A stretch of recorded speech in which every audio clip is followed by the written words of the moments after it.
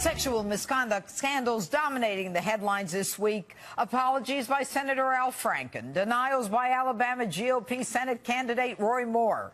Here to react to it all, syndicated columnist and host of The Ben Shapiro Show. Ben Shapiro joins me now. Thanks for being here tonight on Justice. Your first time, Ben. We're thrilled to have you on. All right, Ben, I want to call for the sound of Kirsten Gillibrand from New York when she's being questioned by a New York Times reporter. Why don't you take a listen? Is it your view that the President Clinton should have stepped down at that time, given the allegations? Yes, I think that is the appropriate response. Don't you think it's rather interesting that within 10 months, where Senator Gillibrand from New York is like, Hillary Clinton is a role model for women, we love her, she's great, and she's going to drag along her hubby Bill, and then all of a sudden, yeah, that guy should have resigned. Besides being a hypocrite, isn't she opportunistic, and should people feel comfortable with her as a United States Senator? Well, I mean, I'm not sure that they should feel comfortable with her as a United States Senator in any circumstances, but certainly, you know, this notion that Democrats have suddenly decided that Bill Clinton should have been impeached 20 years ago, this idea we're going to get in Doc Brown's time machine and go back and get rid of Clinton then, you know, they were all giving him a standing ovation in the Rose Garden when he was impeached, and now they're coming out and saying, 10 months after he becomes politically useless to them, now they're going to throw his corpse under the bus. And when they finally get a chance to condemn somebody who's actually sitting right now, right, Senator Franken, then all of a sudden they say, oh, well, you know what we want? We don't want him to go. What we'd really like is a Senate Ethics Committee investigation. And for people who don't know what a Senate Ethics Committee investigation is, the answer is it's nothing. It's a big nothing. Between 2007 and 2016, there were something like 613 reports to the Senate Ethics Committee for investigation, and there were 0 sanctions, none. So the idea, I mean, Al Franken called for an investigation of himself. He said, I'd like a Senate ethics investigation of me. Yeah. Okay, if you're guilty of stuff, and we know he's guilty, there's a picture of him trying to grab a lady's boobs on... while she's sleeping. There's not a lot to investigate there. If you know you're guilty and you're calling for an investigation, that probably suggests that the investigation doesn't mean a whole hell of a lot. But the whole thing is, when he apologized, and people say, oh, he's so great, he apologized. Hillary apologized, she said, you know, as if she should be telling women how they should react in cases like this. The truth is, he apologized for taking the picture. He didn't apologize for doing all the things she accused him of doing. And yet the left that claims to be the protectors and the guardians of women are the party that never believed women. Hillary Clinton was part of the party that trashed women. I mean, do we owe women like Monica Lewinsky, on whose dress the semen was found, of the President of the United States, talk about an imbalance of power between a president and an intern? Do we owe her an apology? Do we owe Juanita Broderick an apology, who made an immediate outcry regarding a rape to a minimum of 5 women? That's exactly right. I mean, if you look at the Juanita Broderick story particularly, last year President Trump during the campaign brought up Broderick, and the media said it was completely inappropriate for him to do so. How dare he bring up Juanita Broderick? Now we have op-eds in the New York Times about how Democrats suddenly believe Juanita Broderick, which says to me that this is much more an issue of political convenience for Democrats than it is about any sort of principle that they're trying to uphold. Suddenly they've become conservatives, you know, typical kind of traditionalist conservatives when it comes to sexual misconduct, except when it comes to their own people, of course. There they maintain their old standard. And you know what's interesting? For years, we have been paying off, the taxpayers, you and me, for the sexual misdeeds of those in Congress. Should Al Franken be forced to resign? I think Franken should go. I think he should be forced to resign. I mean, what about it doesn't seem to me. Roy Moore in Alabama? What should happen to him? I've said that Moore should step down from the race, and I think that if he's elected, he should immediately be not seated. I mean, I think that the allegations against Roy Moore are incredibly serious. They seem to me very credible. He's done almost nothing to rebut any of the serious allegations made against him.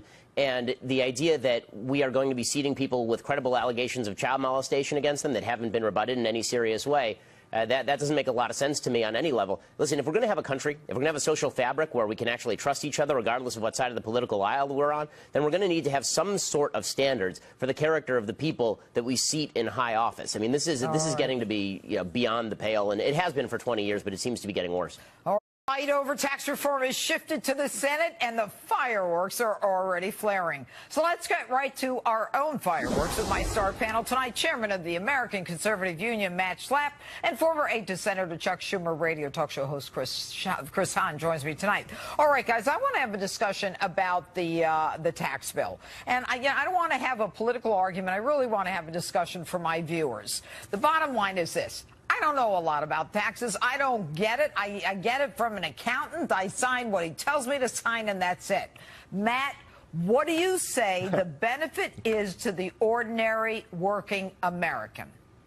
The ordinary working American has not seen their take-home pay increase in over a decade, Judge. And so what the hope is with this tax plan, and the crown jewel of it, is to allow investors to invest into private enterprises, into their companies, to grow economic prospects so that more middle-class Americans have job prospects, they can get a better job, they can get a promotion at work, and we will do that by making America's income tax rate for corporations competitive once again with the globe. Stop. Let me see if I get it. So Okay. you're saying by reducing the corporate tax rate from 35 to 20%, it's going to help people, businesses, and they're going to hire more people? Yes, no? Yes. Okay. Chris, is that true? It's absolutely false. Why to is the that? extent that businesses to the extent that big corporations take that money and invest it into their product and into their facilities, they will further automate and actually cost jobs. What they're going to do with that money is give Chris, dividends can you stop and for a actually minute? buy back Chris, stock. I said, please stop, Chris. Chris, please stop.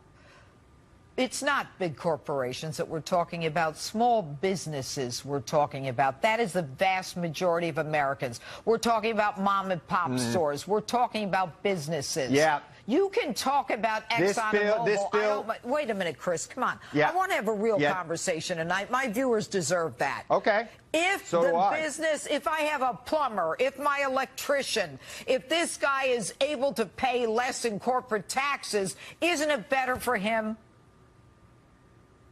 Yes, but this bill doesn't do that for him because most of those people are S-corps, which are pass-throughs right onto their regular personal income taxes, and most of them will see their taxes rise. Calling this a middle-class tax increase is as big a lie as if you like your plan, you can keep your plan. Oh, so this now will you be admit Obama Paul lied. Ryan's Waterloo and wouldn't Mitch admit that a year McConnell's ago. Waterloo, and if Donald Trump is not careful, it'll be his Waterloo. Okay, thanks, but you weren't willing to say that. That's why I don't want to be political now. This is about American money. I'm not. That's right. All right, Matt, what's your response to that? So look, this is just an obvious thing. Even there's even a lot of Democrats who've been pushing reducing the corporate income tax because America has one of the highest corporate income taxes on the globe. We know. So It's got to go down. But who does it help? So let's go to the second piece of this, these small businesses that Chris was talking about, these pass-through entities that pay their income in their business, but they get to pay the tax rate as an individual. Right. That gets reduced to 25% in the House plan. There's a different plan in the Senate, but only 30% of their income, to make it more complicated, goes through the 25% rate. So Chris has a point that for small business people, they don't get as big of a tax cut as the big corporations, which gives people a talking point on that. But still, small businesses could come out with lower taxes as well in this bill. All right, so that goes to Chris. All right, but let's talk about decreasing the mortgage deduction. All right, so they're decreasing the mortgage deduction, and in states like New York, New Jersey, California, some of the tax rates and what we pay in real estate taxes, state and local taxes, I mean, they're telling the states, you caused the problem, you eat it. Should we have to eat it, Chris? Right. You live in New York. Absolutely. Look, this is the economic engine of the country, and there are higher taxes here, yes. And I think something needs to be done about that. How about New Jersey? But it is. New York, the Northeast is the economic engine of the country. California? So is California. What's their excuse? There's a lot of economic There's a lot of economic activity in these states, and they send more money to Washington than they get back. And look, if you want to do something about the state and local deduction, you phase it in over 20 years so that they have time to adjust. But doing it this way is going to raise taxes on a lot of small businesses we were just talking about. They're going to lose very popular deductions, and that's not going to be good for working men and women across this country. I'm not going to be slighted as a Kansan because I think we do a lot of economic work out there too. But I agree with Chris that when you take away a big deduction, Stop it, Chris. when you take away a big deduction, really, let's be honest, that's the same thing as a tax increase. So the problem is, if you come from a big tax state like New Jersey, like New York, like California, even if you're a conservative living in those states, you're going to have a big tax increase due to no fault of your own, simply because you don't get to write off those taxes in a sense. That's a problem. All right. It's a big problem. Matt Schlapp, Chris Hahn, Right. thanks for being with us. Okay. And Spare us the bank shots, spare us the sarcasm and the satire, and I'm going to spare it, but I'm going to just say to you that I come from the poor people, and I've been here working my whole stinking career for people who don't have a chance. And I really resent anybody saying that I'm just doing this for the rich. Give me a break. I think you guys overplay that all the time, and it gets old. And frankly, you ought to quit it. Mr. Chairman, the public Wait a minute, believes it. I'm not through. Okay. I get kind of sick and tired of it. True, it's a nice political play. Well, Mr. But Chairman, it's not true. with all due respect, I get sick and tired of the richest people Regular in order, this country Mr. Chairman. getting richer and Regular richer order. and richer. Order. And middle, we do a tax Regular cut for the order. rich and middle class Wait a trade. minute, I'm Regular gonna- order. And over and over Wait again. just How a many second. times do we do this before we learn this, Mr. Chairman? Listen, I've honored you by allowing you to spout off here. And what you said was not right. That's all I'm saying. I come from the lower middle class originally. We didn't have anything. So don't spew that stuff on me. I get a little tired of that crap. And let me just say something. If we worked together, we could pull this country out of every mess it's in. And we could do a lot of the things that you're talking about, too. And I think I've got a reputation of having worked together with Democrats. Let's start with Chip. Not starting with Chip. I did it. I've done it for years. I've got more bills. Start with Chip I today. got more bills passed than everybody on this committee put together. And they've been passed for the benefit of people in this country.